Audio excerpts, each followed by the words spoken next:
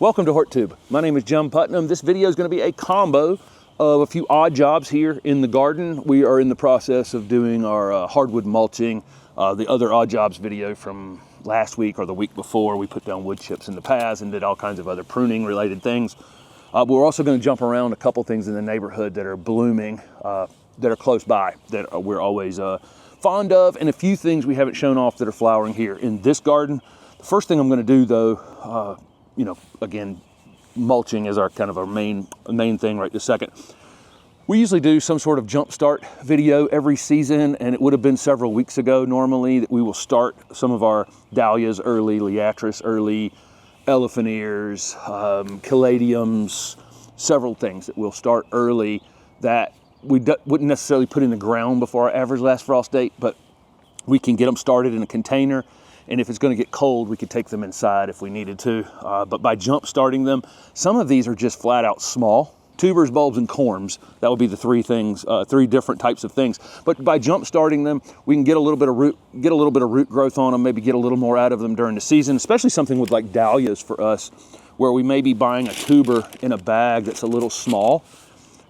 We are on the edge of where they're hardy, keeping them in the ground winter over winter. So the more growth I could put on it during the season, the better. So by getting it up and growing, gives me a little bit of an advantage over planting it April 15th with the tuber just directly in the ground, which I absolutely could. Also, buying some of these things as bulbs is a much less expensive proposition. So I can buy 40 of something or 25 of something for the cost of one gallon container.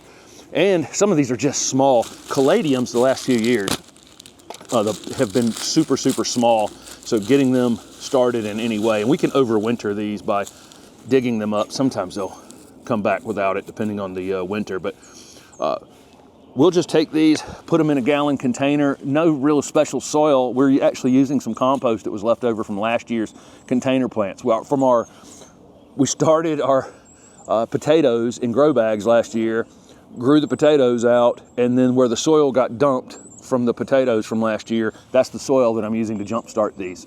And they're only going to be in here for a few weeks, so it's kind of irrelevant. But we'll put about 3 inches of soil down at the bottom of the container, and then put one of these on top of it, and then cover it up maybe 3 inches or so. Cover it up whatever the package says. So if the package says the liatris should go down, 3 times the height of the bulb, do the same thing in the container, so that when you transplant it into the ground, it's already at the right depth from within the container. A lot of our dahlias we do from seed in the house, and but usually we'll add 1 or 2 that we find interesting. You want to buy these as soon as possible every year, because this dahlia tuber got dug out of the ground and it is losing moisture as we speak. So it's not getting better. Okay, so that's another reason to jumpstart it, is to get it in some moist soil as quick as possible so it doesn't continue to lose moisture. But this thing will go from looking like this brown dead thing to, miraculously putting out new roots and starting to grow very quickly, especially on these warmer nights. But again, dahlias barely get covered. In fact, you can see where last year's growth was on this tuber. You can leave that slightly exposed, and then the actual tubers hanging down into the ground. If you get one that's really big, you can divide them if you want to. Typically the first year I won't, coming out of a bag like this. I'll just assume that it's already under a little bit of stress anyway, and I'll go ahead and put them in the ground. These are in pretty good shape, but I'm doing this in March. The earlier the better that you do this. And I'll pop it in there. Any soil that came with it, I can help myself out using that. And then I've got this pile over here I'm just going to grab a shovel full of, and I'll show it to you. Yeah. This is just the compost from last year's potato operation. Normally I would not do this on my paths, but I'm filming it, so here I am dumping soil on my paths. And I'll just shake it around, and then I'll find the top of that tuber again and make sure it's just slightly exposed like that. That's absolutely perfect. Just the top of that tuber exposed. I'll get a little bit more of that covered. You can just shake them in there. I don't have to have the pot completely filled. But again, that's just the top of that tuber. Any of the other ones, you just follow the instructions on how deep they go. And just give the, fill it up to that height above the corm, tuber, bulb, whatever it is, and then give it a little bit of a bounce so that you don't have to press the soil down in there like you're trying to compress, make diamonds or anything. Just lightly tamp it down and then water it in well. We'll have them in a sunny space. Hopefully we're getting some growth on them. Any night that is forecast, let's say for 36 or below, okay, something like that, 38 or below, I'm gonna assume that I may have a pocket in my garden that might drop cooler than what they're predicting. So if they're predicting 38, 35, 36, somewhere in your area, it's likely gonna drop to 32, 33, and potentially damage them. So just put them in the kitchen or garage or something overnight and then pop them right back out in the sun. And we should have, over the next 3 weeks or so, get these waking up, putting on new roots and a little bit of growth on them, and then we can plant them as growing plants rather than bulbs, tubers, corms, whatever. And I almost forgot, once you take it out of a bag, you really need to label it, especially if it's like a named variety that you want to keep up with. Sometimes the liatris are just the species liatris that are native to our area. It's not a named one, but that dahlia is, and so we'll make sure we put that on here and the date that we're planting them if we want to keep really exacting records later on. But make sure you're labeling them because you really won't know what they are in these separate containers. We put up a tree staking video, or a video that had a lot of tree staking stuff in it, maybe 2 weeks ago, and I had put a zip tie around this viburnum macrocephalum, or Chinese snowball viburnum, and it had bit into it a lot. I just didn't pay attention. It was only on there for maybe 3 months, but this thing, 4 months maybe, this thing put on so much girth during that time. I had limbed it up last year into a tree. There's several videos on tree forming shrubs on the channel. If you can go back and watch. I've shown how to turn hydrangeas and viburnum and lilacs and several other things into small trees, Indian hawthorns, all kinds of things over time. And there'll probably be a few more of those in the future as some of our shrubs get larger and we want to underplant them with other things. But this viburnum macrocephalum is showing no signs of harm, lots of new foliage coming, and lots of flowers coming on. It's a little early, maybe that they end up getting stung. I don't know. Even tonight's supposed to be 34, so we may get a little pocket of frost here or there, or light freeze here in the garden. But these will have these big, giant pom-pom white flowers, and this one will bloom a couple times a year. There are several different what we would call snowball viburnum. So there's a eastern snowball, the European snowball, and it's much more cold hardy, but it has a maple-like leaf on it. It definitely loses all of its leaves. This one doesn't necessarily always lose all of its leaves. But it's the most cold hardy, but it's very shrub-like. You could make it into a small tree. And then there's a Japanese snowball as well, and then this is the Chinese snowball. This one, when we think about snowball viburnum, is probably mostly what people are thinking about. It's gonna get these big giant ones, and it will also not only bloom now in the early spring and just be this unbelievably white, inflorescence on here, it'll come back around in the fall and bloom again. This camellia is actually one that Steph and I found back before the pandemic. Just before the pandemic, we saw this as a sport on another Camellia japonica, and we took the cuttings on, and it's taken a few years to get cuttings grown out large enough to actually see a full-size flower on one. But it's a neat semi-double. It's got this really interesting center flower parts exposed on it, so the pollinators, I'm sure, will take advantage of that. But we'll be taking cuttings on these over the next few years, and hopefully we'll offer them for sale at some point. This one is not going to be patented. It's not incredibly better than anything else. It's just an interesting one that we found out in the wild, and this is the first full-size flower we have seen, that the plant's big enough to actually show us what the flowers have the potential to be.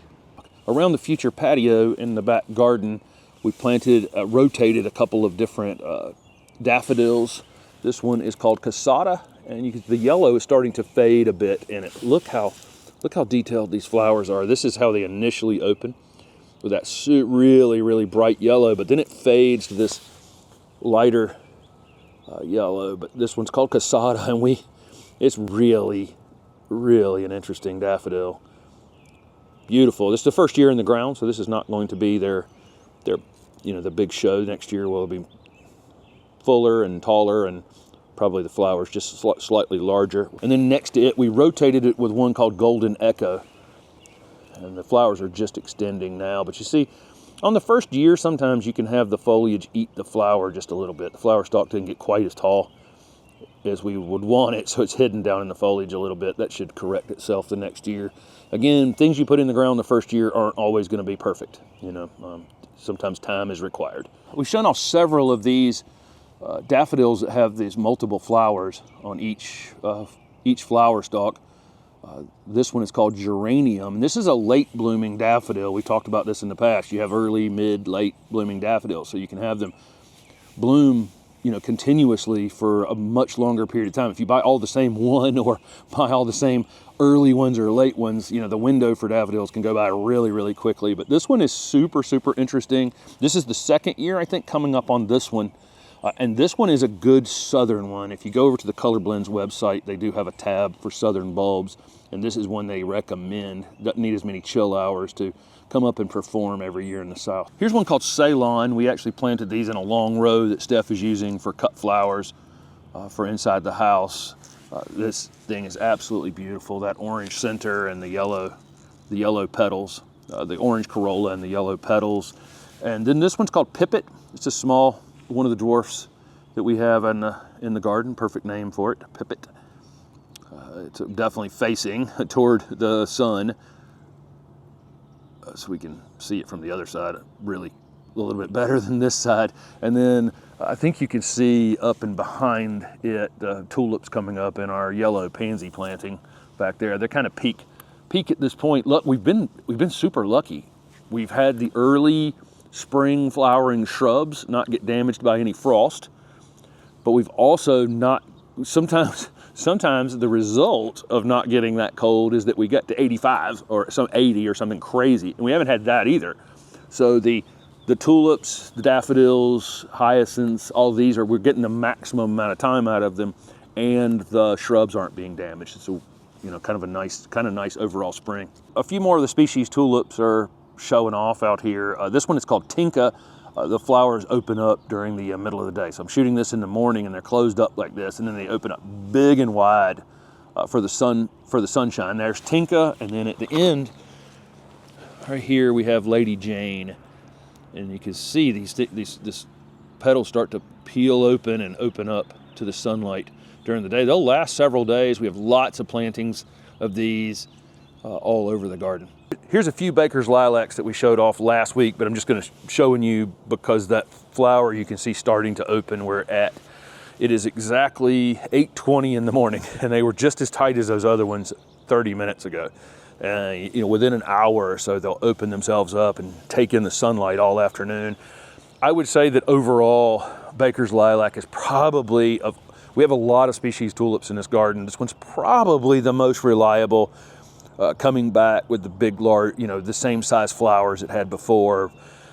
In a vigorous grower, it's obviously naturalizing. We're getting a few more in each spot each season. This combo kind of defines a southern garden. This house is for sale if you're interested. A lot of these houses that are 80 to 90 years old in this neighborhood, this is when they go, they get crunched, and something large. Hopefully this beautiful white oak that's in this garden won't be taken down, whatever happens on this property, but a lot of times they do. That's an incredible tree, one of the most incredible oaks that are in this neighborhood. But this combo of a native dogwood, unfortunately our native dogwoods are really declining in our gardens all over the neighborhood, and I can see in this one a couple of signs that this one's probably on its way out as well. It's got all these water sprouts, this vertical growth that's happening on every branch. It's like trying to rescue itself, trying to find a new leader, and they'll do this in a panic. The fact that it's got all of this moss on it too, is probably an indicator that it's not in the best of condition either. But so you got that, and then also the flowers are super, super undersized. It'll continue to get a little bit larger, but a vigorous, healthy cornice should be, about this big. But anyway, okay, so there you go. There's the dogwood. And then right down below it, we have an azalea. And this dogwood azalea combo is definitely a southern thing. And if I was going to say what is the sign of spring in a southern garden, it's definitely an azalea. You know, there's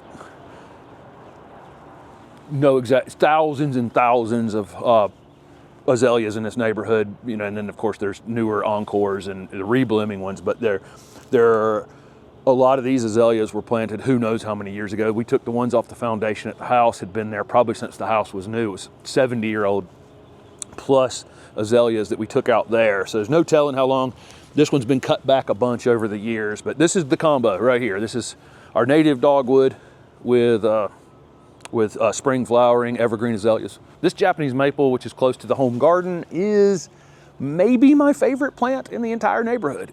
It somehow, when it was small, twisted around. You can see down at the bottom, it looks like, especially without leaves, it's leafing back out now, but without leaves, you can really see it. It's got like a 180-degree twist in the trunk, and it just looks like the wind twisted it around as it was growing. Really, really beautiful plant. Again, it's in the process of leafing out. It's, I would guess, 24 feet wide, 25 feet wide, something like that. Just leafing out. It's beautiful fall color. I get asked frequently about if lights have an impact in the garden. And I don't know if they have any kind of long-term impact on this tree overall, but I will tell you that this lamp that's in the back of this tree, it's on 24/7. I've noticed that every fall, this tree actually gets its fall color and loses its leaves, except for a section near that light. And the leaves stay on it for several more weeks, which is really interesting that you can see that because the tree only has the light on one side. Another dogwood up here that has gone past the decline stage and has died. And we unfortunately see a lot of this, but I see healthy, happy ones in undisturbed spaces. So it's really where this one has the grass growing right up to the base of it. They seem to be under, more stress overall, but disease issues probably brought here by Asian dogwoods. They're not resistant to it, and unfortunately they're just declining everywhere. We won't point out a bunch of loropetalum in this video because we did an all about loropetalum video last week, but they are in full bloom like this all over the neighborhood. This is one of the best seasons I've ever seen, just because, again, we're not hot, we're not cold, we're somewhere in the perfect temperature range where these have been able to open every single flower this year. This is one of my absolute favorite combos. Every spring this happens at the same time. This is kind of one of the later flowering cherries combined with our native redbud. And so this combo, this light pink with that darker pink is just so striking. And they just happen to bloom. I'm sure the person had no idea that maybe they went to shopping for them on the same day and they were blooming at the same time, and or they just got lucky. Maybe that redbud was just seeded itself. I have no idea. But this combo every spring is absolutely incredible. Of course, that redbud is native and it will be covered in pollinators every afternoon, the bees. This is the first thing that the bumblebees come out of the ground for in the spring here that's really native. They're on other things too. But that redbud will have hundreds and hundreds of bees flying around it in the middle of the afternoon. And this combo with this cherry is just unbelievable. Another thing we're noticing throughout the neighborhood is a lot of the Salvia Greggii varieties are starting to bloom. It's unbelievable. Most salvia we think about being peak summer, full sun, loving, heat tolerant plants, but there are a few species that actually prefer to bloom in the spring and prefer to bloom in the fall for us, and I would imagine in their native ranges are probably blooming throughout the winter, but they get started here for us as soon as we get a few warm nights in a row, and they'll quit for the summer and then come back around in the fall and bloom again. We showed one of these spring white flowering spirea a couple of weeks ago. This is Spirea prunifolia. This is the double flowering version, which people call bridal wreath spirea. This one's in a lot of shade, and it's just weeping branches coming out from under big giant Leyland cypress on the bordering property over there, but it's doing fine. It's got a quince in the middle of it, so we'll call this a quincerea. Should we call it a quincerea or a spence? I think quincerea is probably better. The combo, great flowers here. this time of year. These look best if they've been given room to actually stretch out and grow like this. This is not a good candidate for meatballing, you know, for constant pruning on it. These big weeping branches, because it blooms all the way around along the growth that happened toward the second half of last year. So if you've cut any of that off in the second half of last year, you'd have far less flowers than this one does. It's got about 2 feet of flowers on each branch. This is a plant we really haven't talked about in the 4 years we've been in the garden. This is a large native redbud, Cercis canadensis. This side of the house, we just redid the siding on everything, and this side of the house has just not looked great until now. Now this whole corner, everything looks great over here, and this tree we've kept. It's one of the only things that's was here when we started this project. It's coming into almost full bloom right now, and yesterday afternoon there were hundreds of bees up in this redbud, and I would never be able to get it filmed because it was when the sun was at its peak right over top of it.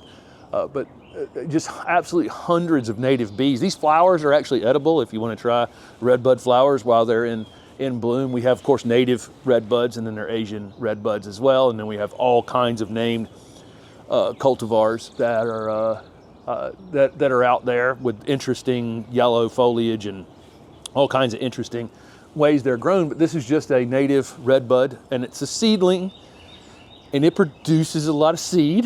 So just letting you know, some of our native plants are very good at making more of themselves, and this is an example of that. All those bees are up there pollinating those flowers, and we definitely know that there'll be a collection of redbuds coming up around it every year that we have to kind of clean up.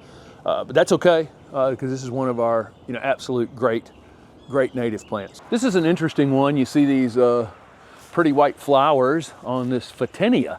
So back in the 80s, 70s, 80s, early 90s, lots of gardens were outlined with red tip Photinia, which is Photinia fraseri. And they got a really terrible leaf spot disease, and most of them are gone. I still see them occasionally, and I'm always surprised. They have that beautiful new red growth on them. There have been tons reintroduced and named, and people trying to figure out how to get a leaf spot resistant Photinia fraseri or red tip Photinia. This is actually Photinia ceratifolia. It's got a slightly larger leaf on it. It also gets a pretty interesting pinkish red new growth. It's not quite as vivid red. I've wondered how these ended up here. I don't know if they were mixed in with the fraseri or people intentionally planted Photinia ceratifolia. I don't know. But Photinia fraseri was not invasive. This one actually is. This one is in our wooded spaces. It's actually seeded itself out into the world. It's not invasive in a Chinese, it doesn't appear to be like a Chinese privet kind of invasive or a Callery pear kind of invasive, but we do see them coming up in the woods. They have a serrated leaf, so that's where you get Photinia ceratifolia.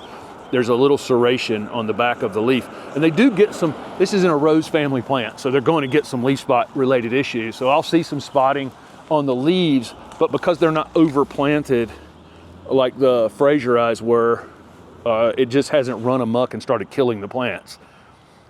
But interesting, it comes into flower this time of year. I'm sure the flowers, like on a lot of these type of spring flowering white flowers, typically are pretty stinky, that from Callery pears, and they're fragrant to the point of being like, it's almost like they're supposed to be fly pollinated or something like that. Again, this is an interesting one, and we see it. I mean, it actually has a beautiful trunk, really interesting foliage, great new growth, pretty flowers. I mean, there's nothing bad about it other than the fact that, unfortunately, it is a little invasive. So there are some things that are going on in the neighborhood and in the garden, other projects we have going on. Let us know down below what's waking up in your gardens. Thanks for watching.